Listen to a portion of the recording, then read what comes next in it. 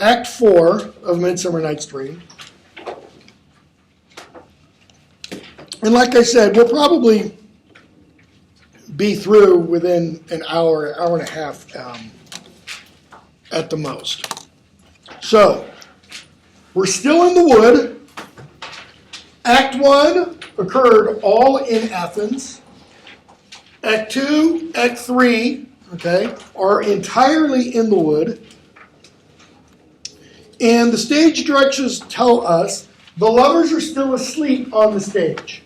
So, curtain, if you're seeing this in a theater with curtains, curtain opens and there are these bodies lying on stage. Okay? And Titania enters, followed by Oberon and his fairies. So Titania and her train of fairies come in, and behind them come Oberon and his fairies. And Titania is still bewitched, okay? Or she's still under the effects of the love and idleness flower. The pansy, that's what the flower actually is. It's also called love and idleness. The pansy whose juice can make one fall in love, according to what Oberon says.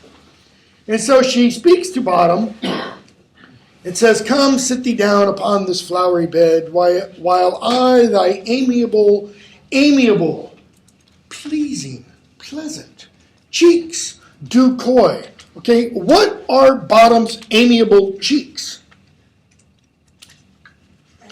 This is an ass's snout. Okay, kind of rough fur, but ass's lips, nose, the whole 9 yards. And stick musk roses in thy sleek, smooth head, and kiss thy fair, large ears, my gentle joy. And so Bottom, who's, he's living it up. He's just playing all along with this. He starts asking for a variety of things. And they go back and forth, and the fairies kind of lull them to sleep. Page 1585, line 35. "Sleep thou, and I will wind thee in my arms." So Bottom kind of lies down, puts his head in her lap, and she puts her arms around him. "Fairies, be gone, and be all ways away. So doth the woodbine, the sweet honeysuckle, gently entwist." She's talking about two plants here, and how one plant wraps itself all around the other one. She means, this is what I'm doing with Bottom. She's going to, kind of get all entangled around him. "The female ivy so enrings the barky fingers of the elm. Oh, how I love thee. How I dote on thee." What does it mean to dote? If somebody dotes on you, if you're in love and you dote on your beloved, what does that mean? Anybody? You praise them or give them stuff or Okay. do stuff for them. Keep going. Wood? Wood? Wood, like wood? Yeah, you woo. Okay. To what extent? You do anything for them. Yeah. It'd be like if I were in love with Paige. I would go out of my mind to make her happy. To do everything I could for her. To go beyond reason, in other words. To dote means to kind of fall all over yourself for this other person or thing. Okay? And so she says, "How I dote on." She's giving everything else kind of up for her love for Bottom. Puck comes in, and Oberon steps forward. "Welcome, good Robin. Seest thou this sweet sight? Her dotage now I begin to pity. Why?" Okay, who is Titania? Okay, she's his wife and queen of the fairies.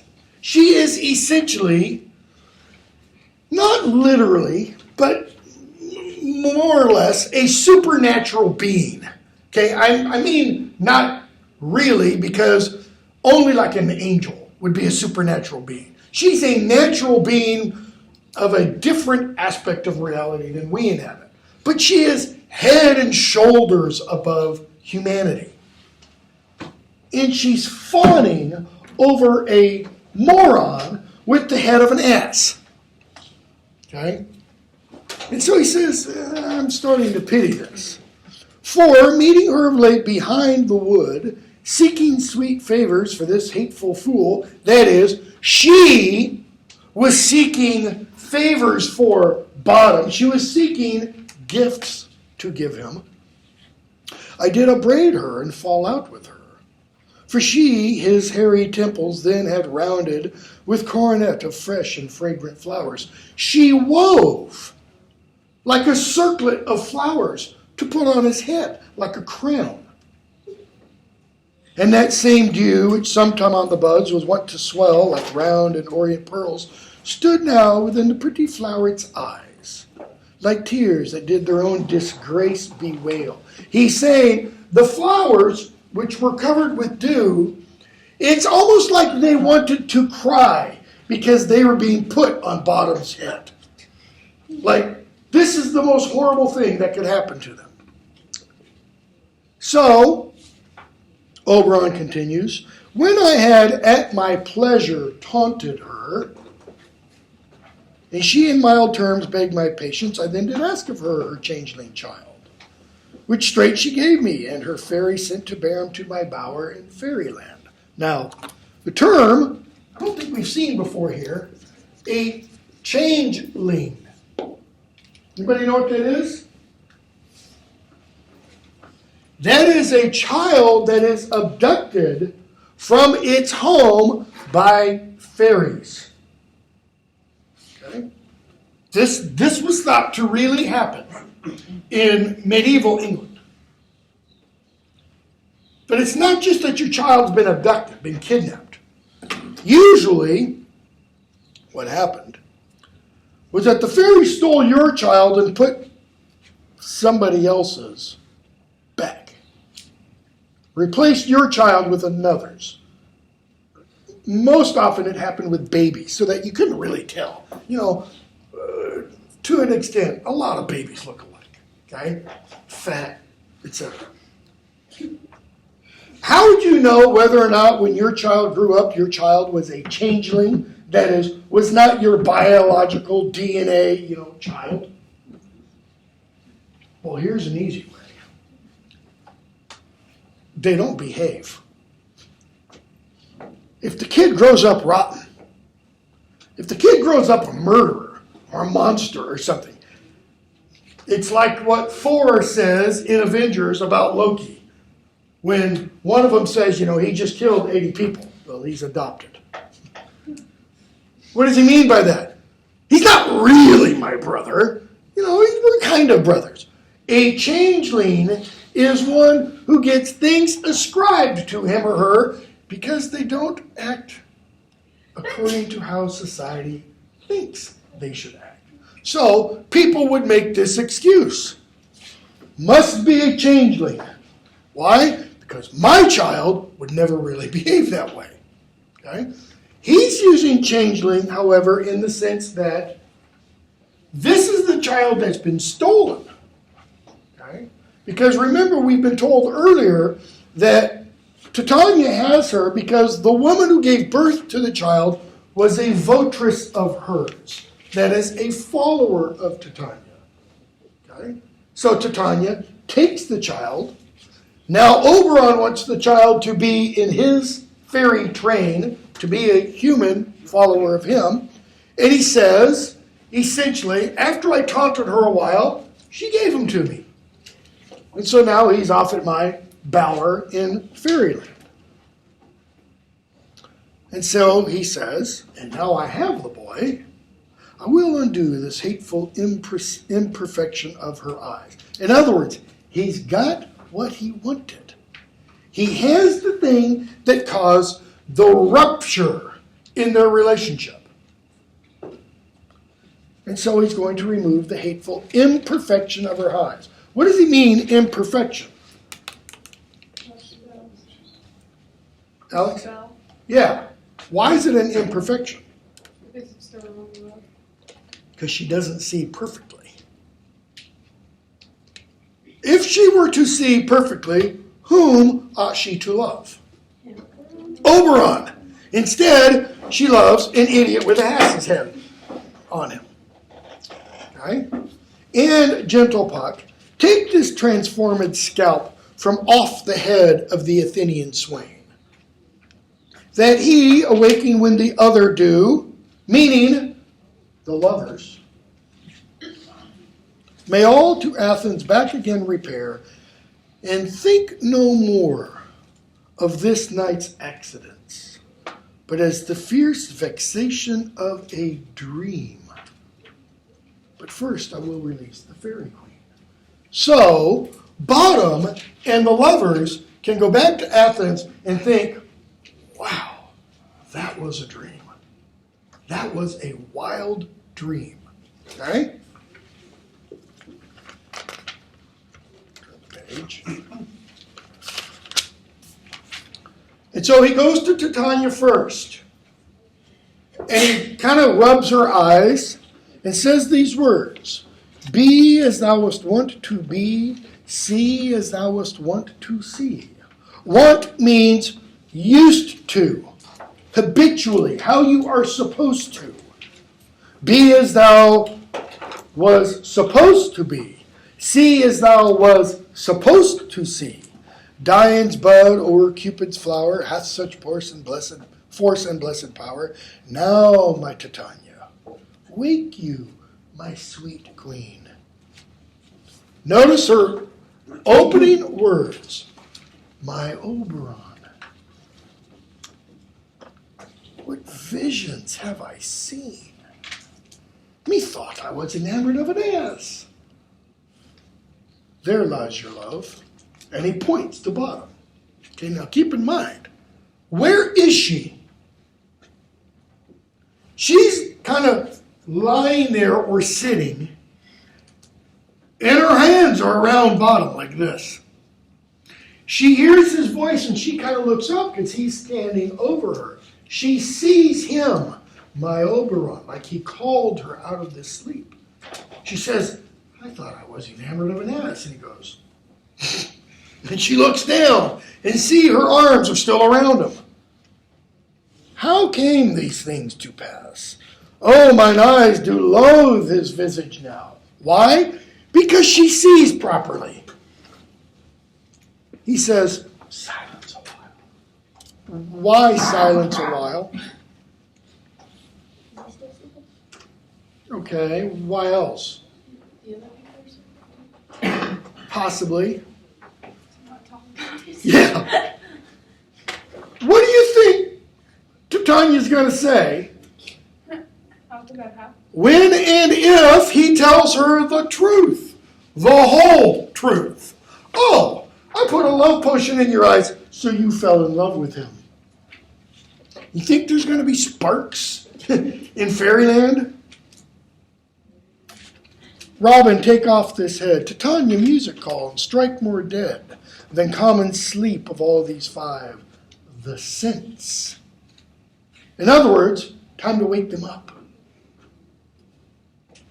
Puck takes the head off of Bottom. Now when thou wakes, with thine own fool's eyes peep. And Oberon and Titania dance. They all leave. And so we're left with the five Athenians left on the stage. Bottom by himself. Lysander next to Hermia. Demetrius next to Helena. And they're just sawing logs. And Theseus comes in. Go, one of you, find out the forester, for now our observation is performed. And since we have the voward of the day, my love shall hear the music of my hounds, etc. And Hippolyta says some things,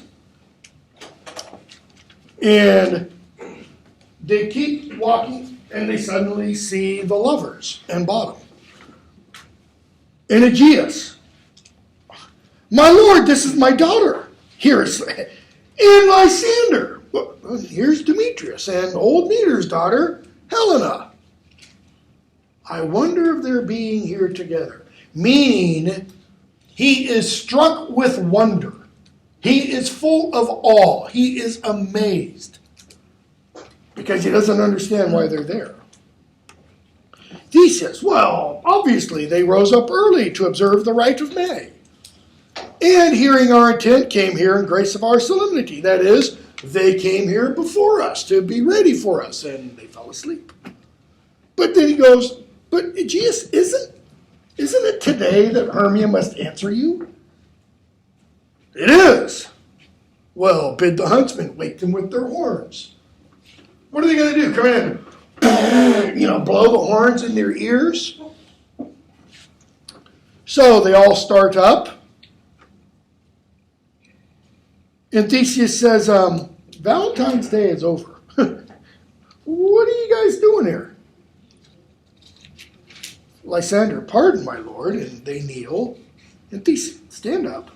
You two are rival enemies. How comes this gentle concord in this wood? Remember, the wood is supposed to be what? Place of chaos, place of disorder, disharmony. Why? Because there are no laws, there are no rules, there's no civilization in the wood. How comes this gentle concord in the world that hatred is so far from jealousy to sleep by hate? That is, to sleep by the one you hate and fear no enmity. And so Lysander speaks.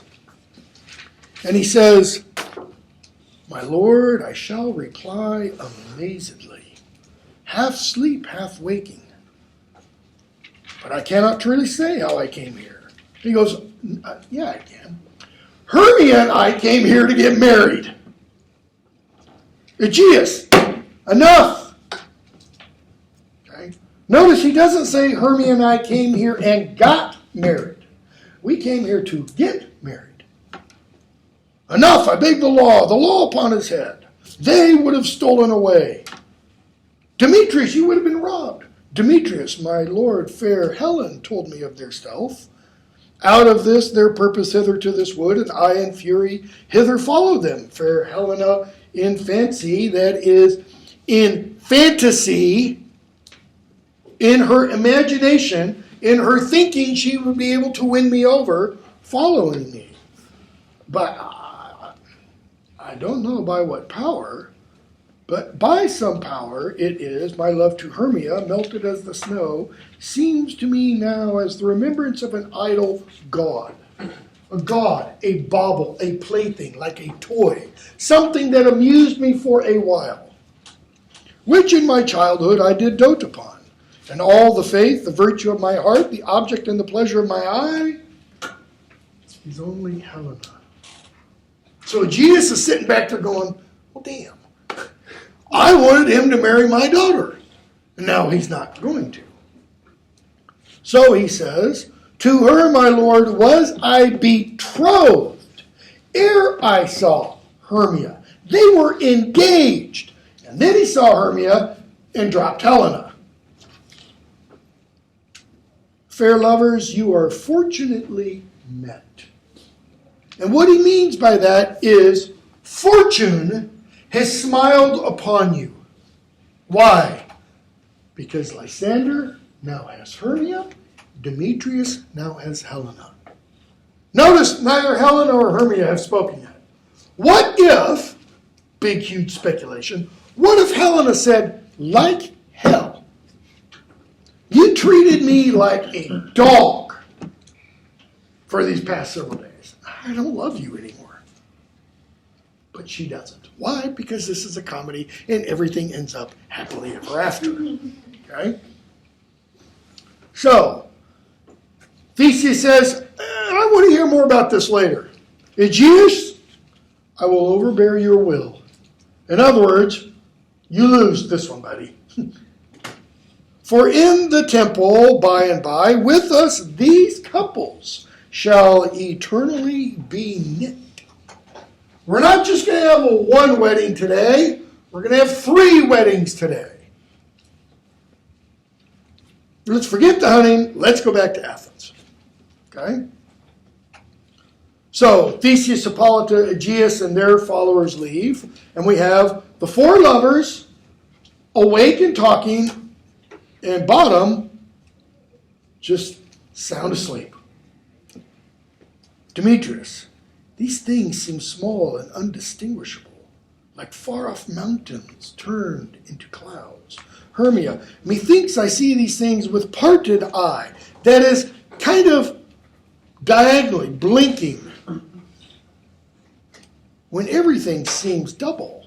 Helena, yeah, me too. And I found Demetrius like a jewel, mine own, and not mine own.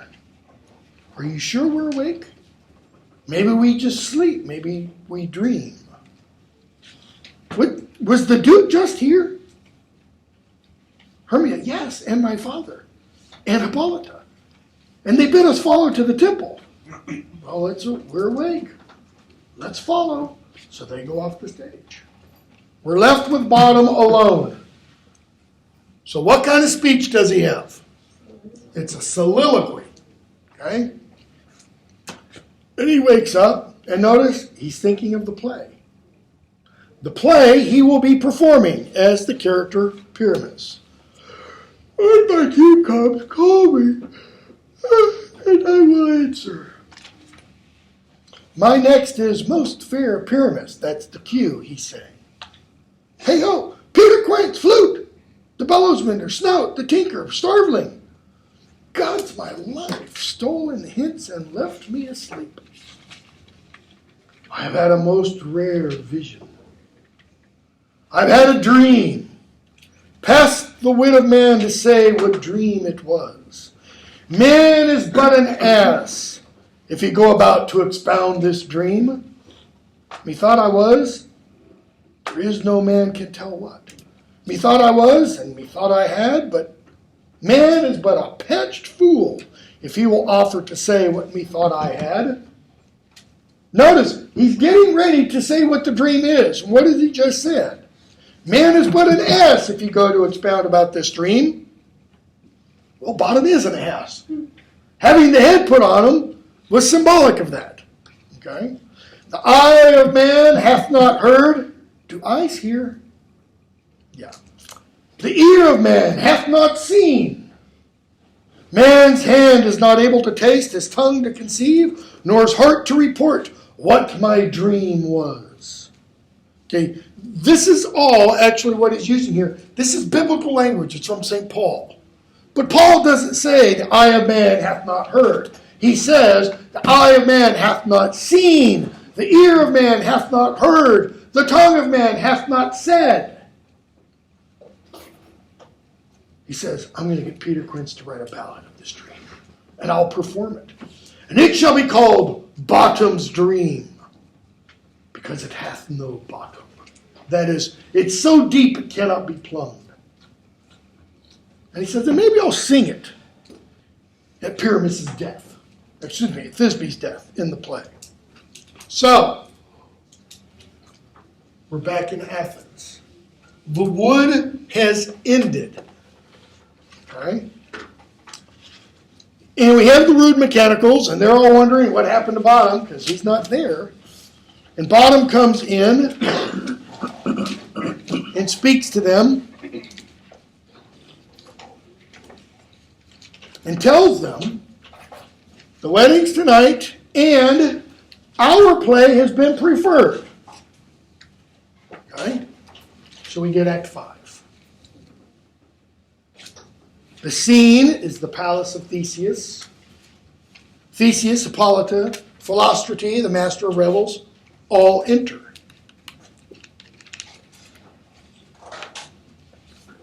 And notice what's been going on kind of before this act opens. You know this because of what Hippolyta says. The Duke and Hippolyta have been talking to the lovers. Okay? And Hippolyta says, "'Tis strange, my Theseus, that these lovers speak of, that the things these lovers speak of. Theseus, more strange than true. That is, he doubts the veracity of what they're saying. Okay? But then he gives a speech that I think is really one of the most important in all of Shakespeare's plays. Because it tells us a lot, I think, about Shakespeare and what he thinks of the craft of play and poem writing. Just listen to it. I never may believe these antic fables nor these fairy toys. Lovers and madmen have such seething brains, such shaping fantasies, that apprehend more than cruel reason ever comprehends. The lunatic, the lover, and the poet are of imagination all compact. One sees more devils than vast hell can hold. That is the madman. The lover, all as frantic, sees Helen's beauty in a brow of Egypt. The poet's eye, in a fine frenzy rolling, doth glance from heaven to earth, from earth to heaven, and as imagination bodies forth the forms of things unknown, the poet's pen turns them to shapes and gives to airy nothing a local habitation and a name. Such tricks hath strong imagination that, if it would but apprehend some joy, it comprehends some bringer of that joy. Or in the night, imagining some fear, how easy is a bush supposed a bear. What is Theseus talking about? What is the theme of that little speech? He's talking about one thing. He uses the word 2 or 3 times. Imagination. He's talking about the power of the imagination. Look at the very last image he uses. How easy is a bush supposed a bear? When? At night, when your imagination takes over. Let's use another image. You're a little kid. You've gone to bed. You don't really like the dark. You're in your room, it's dark, but there's just enough light for you to kind of make out vague shapes. And you see the shape of something like a person in your room. What is it? It can be a robe hanging on a door. It can be a shadow. But what does the imagination do? Freaks you out. It freaks you out. Because what is it doing? It's turning what is merely a shadow into something more than a shadow. It does what? It bodies forth the forms of things unknown and turns them to shapes. Okay? Let's go back to the beginning of this little speech. We'll probably spend more time on this than probably on anything else today. He says, these antic fables, nor these fairy toys, I never may believe. Okay? You've got a gloss there for antic, old-fashioned, and punning, and that would be pronounced in Shakespeare's day, antic, not antique. Okay? So that it puns on the word antic, like crazy. Okay? Or strange. Fairy toys, trifling stories about fairies. He says, I never may believe these antic fables, these old stories, or these strange tales, nor these fairy toys. Did the lovers say, I didn't think there were fairies in the wood? Well, guess where fairies live? In the wood, not in cities. You go to England today, and there are still people who will swear on a stack of Bibles, or pick your religious text, that if you go into the wood and you see a ring of mushrooms, you do not step into this thing. Why? Because that is called a fairy ring. And the fairies either, one, live there, or that's an entrance to the fairy world. Like, you walk in there and boop, you disappear and you show up in fairyland. Okay?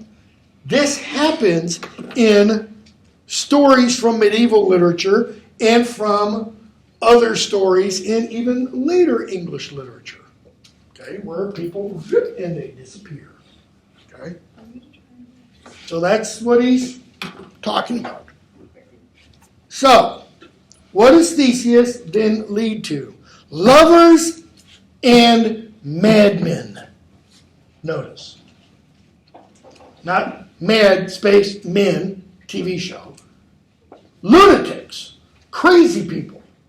Lovers and madmen have such seething brains. What does it mean to seethe? What does that verb mean? It's to boil. Okay? They have boiling brains. In other words, their brains are too hot. Okay? They have such shaping fantasies. Fantasy here means imagination. Their imaginations do what? They give form. Okay? That apprehend more than cool reason ever comprehends. Notice he's playing on those two hand verbs. Apprehend, comprehend. What's the difference between them?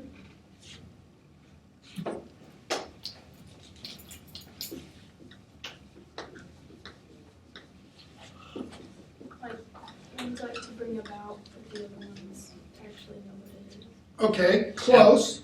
This one is to understand, to perceive. What about to apprehend? To grab. To grab, to seize, to take hold of. Very good. Like when a cop apprehends a suspect.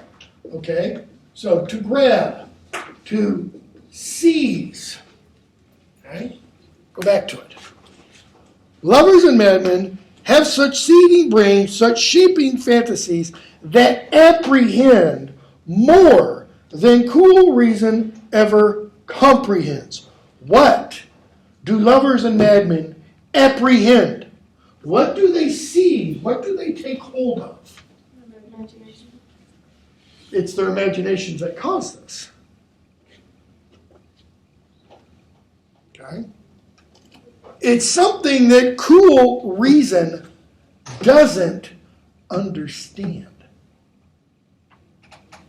Remember earlier, I talked about the little scene where Bottom says to Titania that love and reason no longer keep good company these days. It's like he says they're divorced. Okay? Notice, love and madness apprehends things that reason doesn't understand. How reasonable, how rational is love? Do you decide whom you're going to marry by pulling out a legal pad and writing down pros and cons? Or who you're going to go out with? You know, you see somebody, wow, she's really pretty. You need to get her name and then start a list of pros and cons. No! Okay. You maybe decide on a car purchase on a basis of pros and cons. On a house purchase. Maybe on a major. Maybe on a job.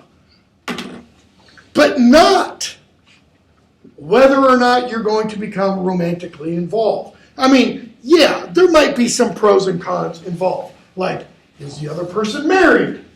That would be maybe a reason not to. Is the other person a psycho serial killer? That would maybe be a reason not to. Okay? So, the lunatic, the lover, oh, and now he throws in another kind of person.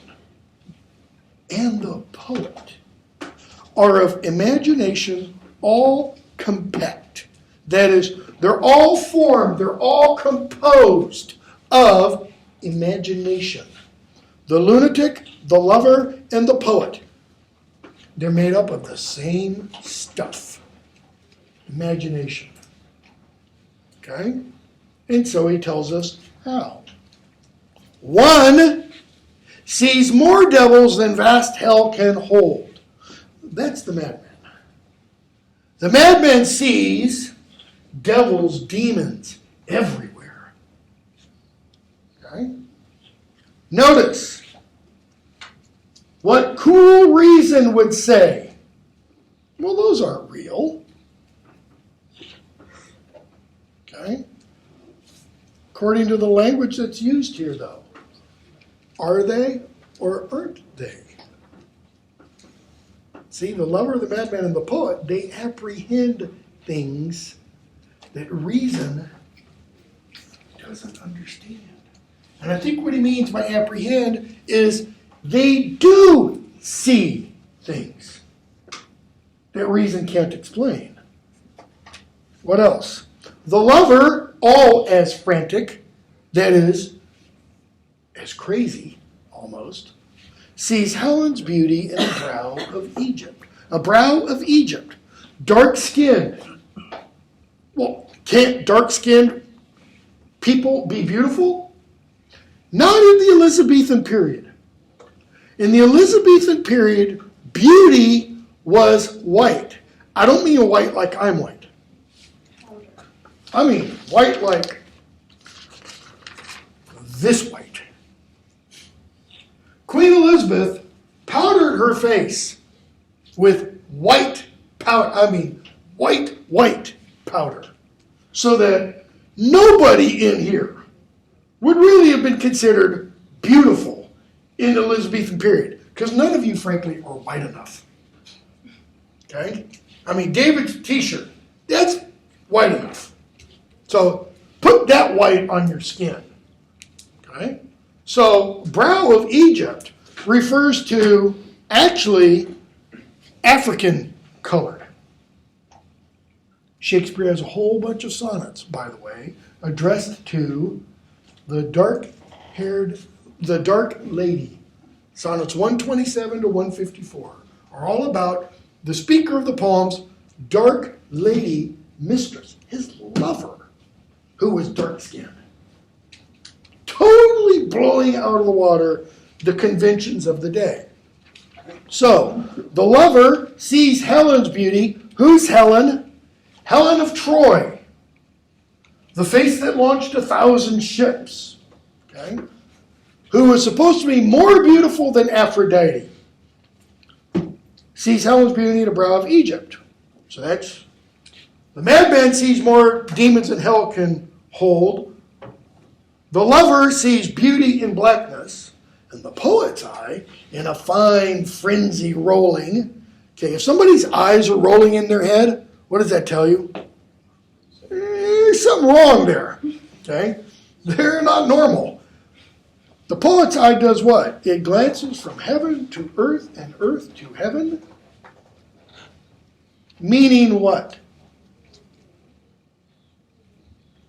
Heaven to earth and earth to heaven. Meaning from the seen to the unseen, from the unseen to the seen, and does what? And as imagination bodies forth the forms of things unknown, the poet's pen turns them to shapes and gives to airy nothing a local habitation and a name. How's this for a local habitation and a name? Athens. Theseus. Was Theseus real? No. He's merely a character. But in One says, yes, Theseus is real. Hamlet is real. Oedipus is real. Real how? Up here. They are as real up here as any other ideas you have are real. Are ideas not real? Is the idea of beauty not real? The idea of truth, justice, love, goodness, evil? Such tricks hath strong imagination. Notice, he specified powerful imagination, that if it would but apprehend some joy, if the imagination sees some joy and takes it, okay, it then does what? It comprehends some bringer of that joy. What does he mean?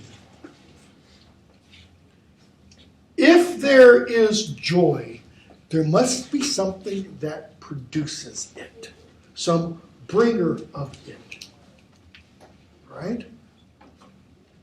And I think, personally, that's very theological language. That's Shakespeare, I think, saying, if these ideals exist, something must have created them. Okay? Hippolyta. Okay, so Theseus is getting all intellectual and high and mighty. Hippolyta brings us back down to the world. But all the story of the night told over, and all their minds transfigured so together, more witnesseth than fancies images, and grows to something of great constancy. That is, what do we sometimes hear about a group of people who see something strange? Oh, it's a mass hallucination. It's a, put that in another phrase, it's a mass dream. Like everybody on this side of the class had the exact same dream last night. What are the odds of that happening? Not likely. She says, no, there's too much consistency between what they each say. And it grows to something of great constancy, but howsoever strange and admirable, that is astonishing. So the lovers come in. And Philostrate brings in the list of possible productions for the day. And Theseus starts reading them off. And he reads line 56. Here's one. A tedious brief scene of young Pyramus and his love, Thisbe. Very tragical mirth. Merry and tragical. Tedious and brief. What does tedious mean? Time consuming. Okay, it can't be time consuming and brief at the same time. Right? And he says, how shall we find the concord of this discord? That is, the meaning of this. And Philostrate says, it's a play of about 10 words long. Now, that's a short play. And he tells them, and it's about 10 words longer than it should be. Taken up, as he puts it, by people who never labored in their minds till now, and now have toiled their unbreathed memories with the same play against your nuptial. That is, these are guys who have never really thought before in their lives. Theseus, that's the one I want to have. Philosophy, no, Lord, no. Please, it's nothing in the world. Unless you can find sport in their intents. That is, unless you can find pleasure in their intention. Theseus, I will hear that play. Why? Look at his next two lines. For never anything can be amiss when simpleness and duty hinder it. For never anything can be amiss. What does he mean by amiss? Something's not right. Something's not right. Something's bad. It doesn't work. He says nothing can be bad. If what? If simpleness and duty hinder it. What does he mean by simpleness? Your gloss tells you simplicity. Okay? It's more than that, though. It's also sincerity. Okay? Dubottom and Peter Quince and Starling and the others, are they intending to ruin the festivities? Are they putting on a joke? No. What do they think they're doing? They're doing their damnedest to put on the best play they can. In other words, they're doing this with everything they have. Is everything they have comparable to the Globe Theater actors? No. Is it comparable to the Royal Shakespeare Company? No. But they're doing their best, that is, with their simplicity, and what? Duty. They're doing this out of obligation to their Lord. They think this is what they ought to do. Okay? So what does Theseus say about that? Then no matter what they do, it will be well. It is good. Okay? Hippolyta. I love not to see wretchedness overcharged. What does she mean by wretchedness? Louder? A bad play? Yeah, kind of. She means the quality of the people putting on the play. She doesn't mean wretched in the sense that they're rotten, horrible people. She means common, low-life people. Overcharged. Put under too much stress or duress. Or, to put it another way, to see common people have to attempt to do something great. Why? Because they're not great. I love not to see wretchedness overcharged. In duty in his service, that is, duty in the attempt, perishing. Like, if they can't do it, then it's no good. Personal example. You know, when my kids were young, one of them would bring home a piece of paper and it would, be like this. Look at my painting, Daddy. And I'm like, that's really nice. It's a bunch of scribbles on a piece of paper. And sometimes I do this. And it's really good, Katie. And it goes like this. Sorry, well, she's obviously not a Leonardo, okay, or a Rembrandt. Hippolyta would say, you can't draw. Why do you even try? And what would that do to a 3-year-old, or a 5-year-old, or a 10-year-old, or a 15-year-old? It would be stick the stake all the way through my heart and then just kind of start doing this, because you're killing me. Okay? Hippolyta's attitude is, like too many parents, if it's not perfect, don't even attempt it. Okay? Theseus. Why, gentle sweet, you shall see no such thing. You won't see wretchedness overcharged. But he says they can do nothing in this kind. He says they won't be able to do this. Theseus. The kinder we to give them thanks for nothing. What does he mean? Our sport, that is our pleasure, shall be to take what they mistake. Shall be, in other words, to take as intention what they are unable to complete or to perform. And what poor duty cannot do, their ability, noble respect takes it in might. That is, in what they might have done, not merit. Okay? Think about that for a moment. I mean, that is really powerful. What is he saying? Think about this and apply it to daily interactions. What does it mean? We give people the benefit of the doubt. Rather than assuming everybody is out to screw you, just the opposite. Okay? That's what he's saying. They are doing their best. And even though their best might be horrible, what do? We say, thank you. We don't say, thank you for the attempt. That was a good try. Because what does that mean? You still suck. No. We just say, thank you.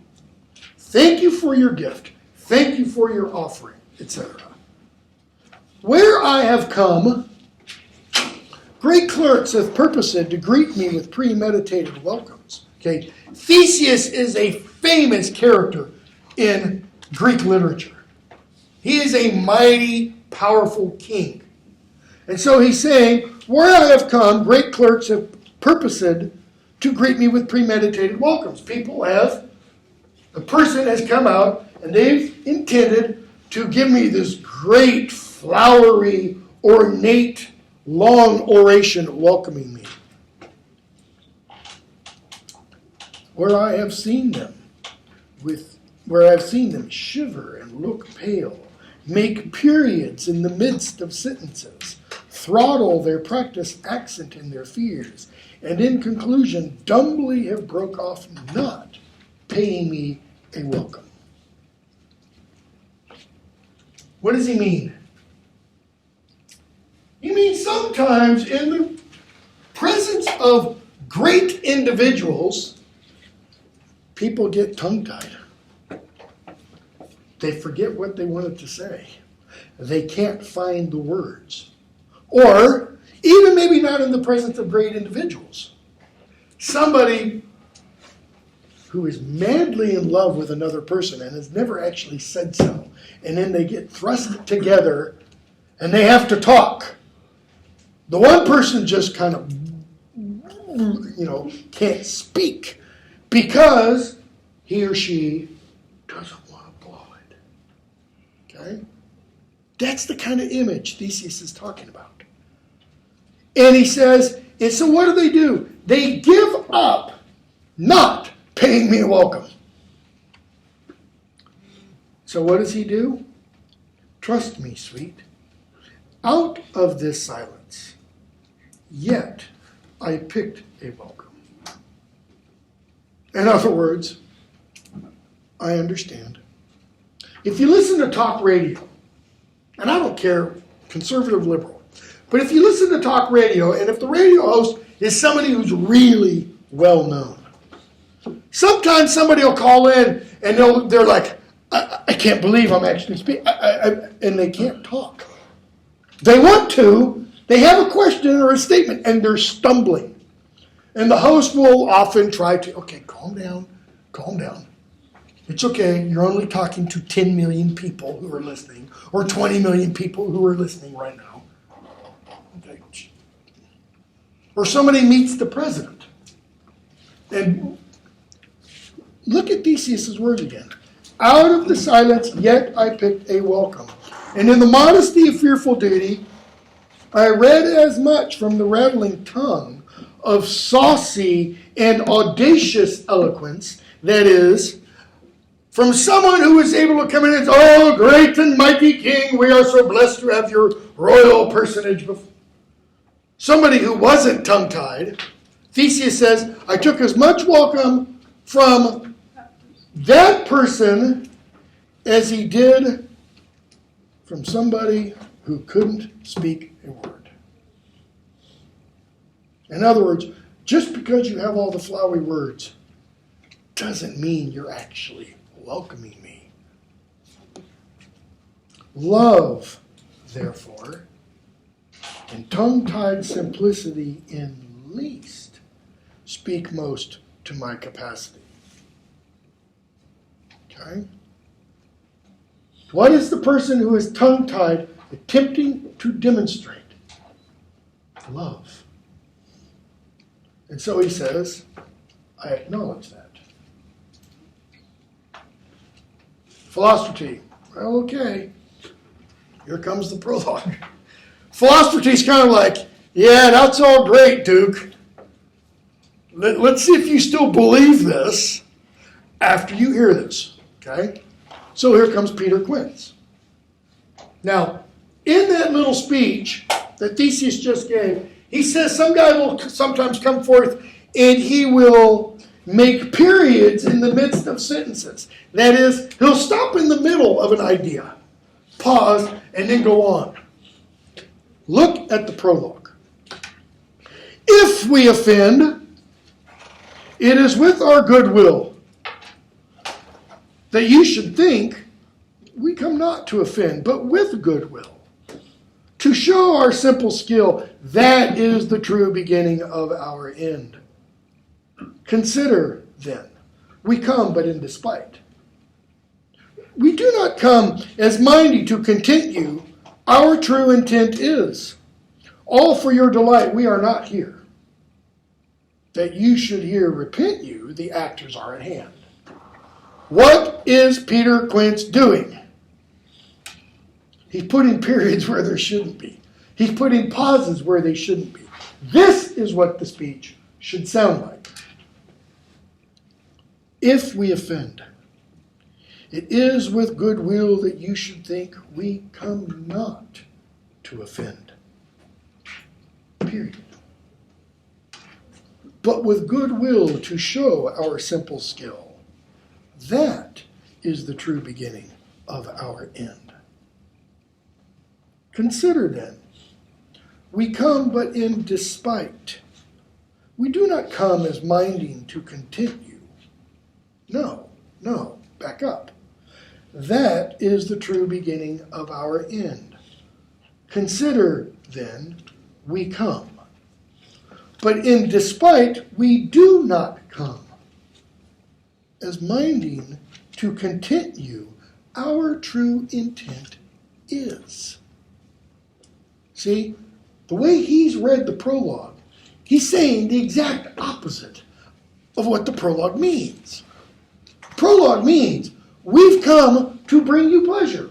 We come with good intent. We don't come to despite you. Okay?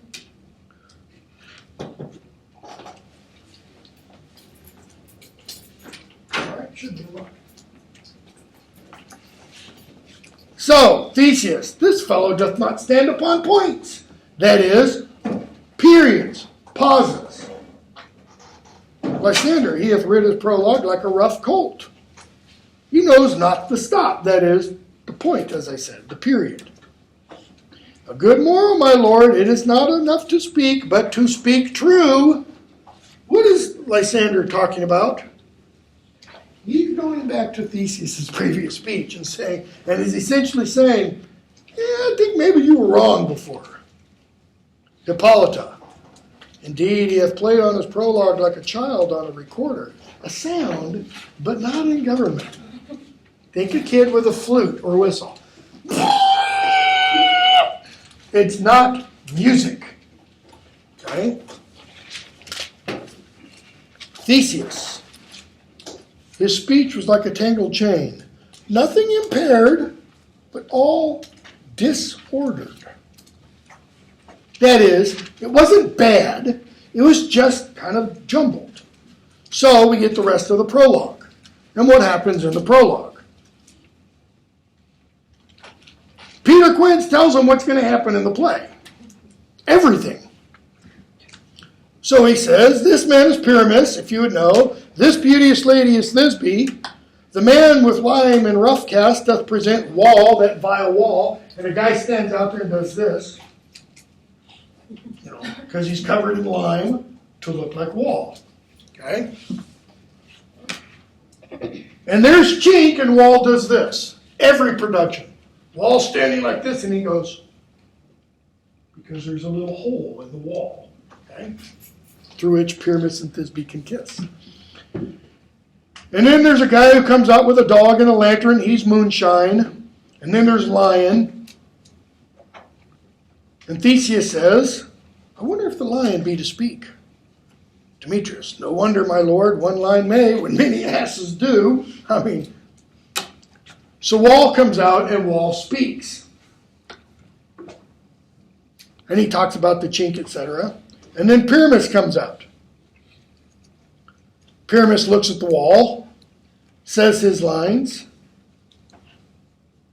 and Theseus replies.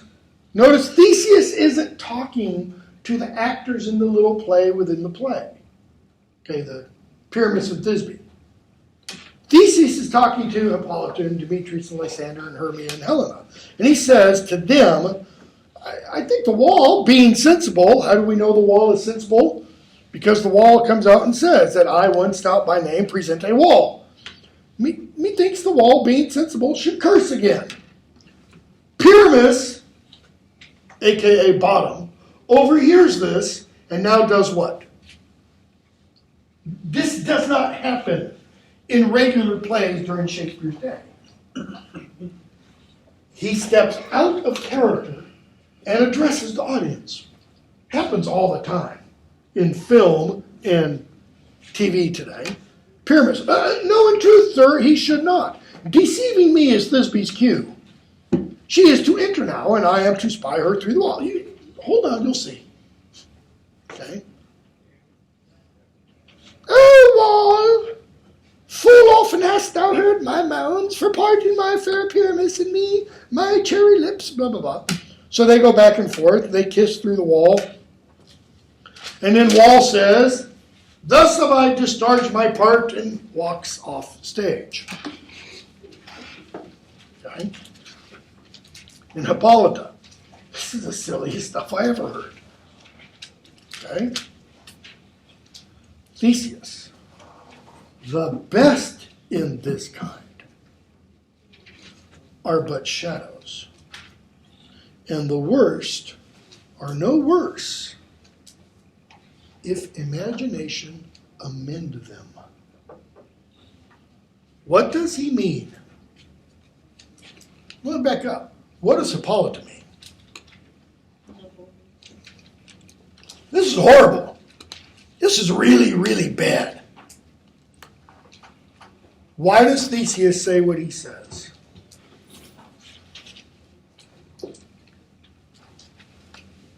He's correcting her. It's a gentle reproof. It's a gentle admonition. The best in this kind. What does he mean in this kind? What are they watching? They're watching a play.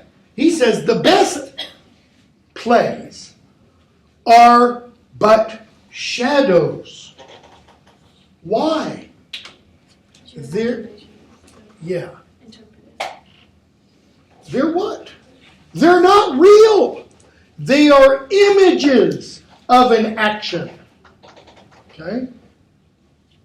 When Oedipus gouges his eyes out at the end of the play, the character who is playing him can later go on to a pub down the street and still see he doesn't really gouge his eyes out. Okay? They're images of an action.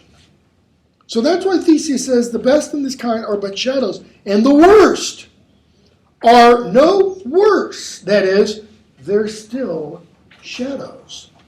If imagination amend them. He's telling her, Hippolyta, give them the benefit of the doubt. Let your imagination do what? Improve what you see. Let your imagination fill in the gaps. That is, while you watch this and you hear Snout say, I am Wall, imagine Snout's not saying that, and imagine Snout is a wall. All right? So the lion comes out and addresses the audience. Don't worry, I'm Snug the Joiner. I'm not a real lion. I'm not really going to scare you. Okay? So Theseus says, well, he's a gentle beast and of good conscience. Okay? And then Theseus, Demetrius, Lysander, Moon, etc. all go back and forth. Thisbe runs off being chased by the lion. The lion then tears apart her mantle, the gown she left behind. Pyramus comes in. And Pyramus sees the mantle. And he gives his lines. And pulls out his sword. Because he thinks Thisbe has been killed by the lion. And he stabs himself. Come, tears, confound. Out, sword. And actually in Shakespeare's day it would have been something like confound. Out, sword and wound. The pap of Pyramus. I that left pap. In several productions I've seen, Pyramus takes his thing like this and opens to show his chest. So that he takes that knife or sword and goes, ugh. But he doesn't just do it once. Okay? Where heart doth hop, thus die I, thus. The thus is He keeps pulling the knife in and out and stabbing him. If you know anything about stab wounds to the heart, pretty much the first one does it. You don't pull it out and keep doing it. Okay? Especially not suicide. Now am I dead? Not really, because he still speaks. Now am I fled? My soul is in the sky. Well, if soul was in the sky, the body would be a corpse, and he wouldn't be speaking. Tongue, lose thy light. Moon, take thy flight. Now. And in the best production I've seen, which was that one with Paul Higgins, the guy who did Bottom, I mean, if they'd done a film, he should have won an Oscar. I mean, this guy was just superb. So now he's just about dying. He says, die, die, die. I mean, so he stabs himself like 8 times total. Okay? Demetrius, no die, but an ace. The side of the die featuring the single pip or spot. The pundits on die is a singular of dice. Bottom's performance is not worth a whole die, but rather one single face fit, one small portion. Okay? Lysander, less than an ace, man, for he is dead, he is nothing. Theseus, well, a surgeon might help him yet recover. And yet prove it has. Okay? So Hippolyta speaks a little bit. Thisbe comes in. Asleep, my love? What? Dead, my dove? Oh, Pyramus, arise. And so she takes his sword, pulls it out of his body, and she says, oh, come blade my breast embrue. And she stabs herself and keeps talking. And farewell, friends, thus Thisbe ends. Adieu, adieu, adieu. Theseus, Moonshine, and Lion are left to bury the dead. I and Wall too. Bottom, who's supposed to be dead, leans up on his arm and says, no, I assure you, Wall is down that part of their fathers. Will it please you to see the epilogue? Or to hear a Bergamasque dance between two of our company? Other players enter, and Theseus says, no, God, no, please. No epilogue, I pray you. For your play needs no excuse. Notice what Theseus says an epilogue is. An excuse for what you've seen. An epilogue is a playwright's way of saying, don't be at all bothered by what you've just seen. Okay? Never excuse, for when the players are all dead, there need none to be blamed. Marry, if he that writ it had played Pyramus and hanged himself in Thisbe's garter, it would have been a fine tragedy. And so it is truly, and very notably discharged. Notice the praise he gives them. They're a bunch of morons who couldn't act to save their lives. And Theseus says, okay, so they all leave. The humans all leave. Lovers, to bed. Let's consummate our marriages. Okay? And Puck comes in carrying a broom and starts to sweep the stage. In every production I've seen. And says, now the hungry lion roars and the wolf behowls the moon, whilst the heavy plowman snores, all with weary task fordone. Lion roars, wolf howls, meaning they're awake, they're alert, while the plowman is asleep, dreaming. Now the wasted brands do glow, fire embers, while the screech owl, screeching loud, puts the wretch that lies in woe in remembrance of a shroud, like a burial shroud. Now it is the time of night, that the graves all gaping wide, every one lets forth his sprite, in the churchway paths to glide. It was a medieval and Renaissance commonplace that when midnight strikes, the graves open up, and the spirits of the dead wander the earth. And we fairies that do run by the triple Hecate's team from the presence of the sun, following darkness like a dream, now are frolic. In other words, now it is our time. We're going to hear Hamlet say, it's the very witching time of night. It's the time when fairies, spirits, demons, goblins rule. And Oberon and Titania come in. And Oberon, while the fairies dance, Oberon says this speech. Now until the break of day, through this house each fairy stray. To the best bride bed will we. In other words, the king and queen of the fairies are going to Theseus and Hippolyta's bedroom. Okay? Why? Which by us shall blessed be. And the issue there create, that is, their offspring, ever shall be fortunate. Theseus and Hippolyta are going to have, one, the most beautiful children, and two, their lives are going to be blessed. They're not going to suffer problems. They will have the fortune of the fairies upon them. So shall all the couples three ever true in loving be. They will always remain faithful. And the blots of nature's hand shall not in their issue stand. You're not going to have a child born with a hair lip. You're not going to have a child born with some deformity or even a birthmark. Never mole, hair lip, nor scar, nor mark prodigious such as are despised in nativity, shall upon their children be. With this field dew, that is, dew from a field outside, consecrate. Every fairy take his gate, and each several chamber bless.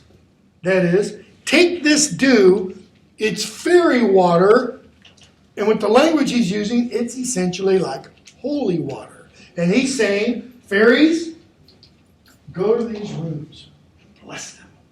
Throw this water on the walls, consecrating everything therein. And notice, it's not just you, fairy, go over here and do this one. It's every fairy, several chamber. So the rooms are going to be multiply blessed by multiple fairies. And the owner of it blessed ever shall in safety rest. Theseus, who is the owner of the palace. Trip away, make no stay, meet me all by break of day. So all the fairies leave but Puck. He's left there. If we shadows have offended. Why shadows? Because it's a dream. Shakespeare has done what? Bodied forth with imagination shadows of things. If we shadows have offended, think but this, and all is mended, that you have but slumbered here, while these visions did appear. And this weak and idle theme, weak and idle means what? Inconsequential. It's really not all that important. No more yielding but a dream. Gentles, do not reprehend. Don't reprehend what I've attempted to say. Why? Because it has no more import than a dream. If you pardon, we will mend or improve. And as I am an honest Puck, if we have unearned luck now to escape the serpent's tongue. What's the serpent's tongue? In Shakespeare's day, that was the way the crowd let the actors know they didn't like the play. Rather than boo, Well, that and the scooping the stuff off the ground. If we have unearned luck now to escape the serpent's tongue, we will make amends ere long. Else the Puck a liar call. So good night unto you all. Give me your hands if we be friends, and Robin shall restore amends. Give me your hands means what? Okay? Discuss the significance of the play's title, especially related to its theme. That would be a good paper. Okay? Describe the two settings. That would be a good paper. Not just describing them, but the difference between them and what happens in each. Think of the symbolic function of the marriage of Theseus and Hippolyta. Okay? Look at the four young lovers. I think you could do a fantastic paper just on those two speeches of Theseus that we discussed. How might Puck be regarded as the play's director? Think of how central Puck is for some of the events that happen in the play. Okay? What's the relationship, question 11, between the play within the play, Pyramus and Thisbe, and A Midsummer Night's Dream? What purpose does the play within the play serve for the overall play? How is it related to the theme of the play? Shakespeare, by the way, loves plays within plays. Almost all of the comedies, he has one. And he even has one in several of the tragedies. Okay? Notice number 12. And I'll stop with this one and then give it the quiz. Despite its comic scenes and happy ending, at various moments this play does raise the specter of potential tragedy. Okay? How seriously do you think we're meant to worry about the characters? What are your emotions about the young lovers as they struggle to sort out things in the wood? Discuss how this play might be transformed into a tragedy. Okay? All right, we'll stop there. Save this.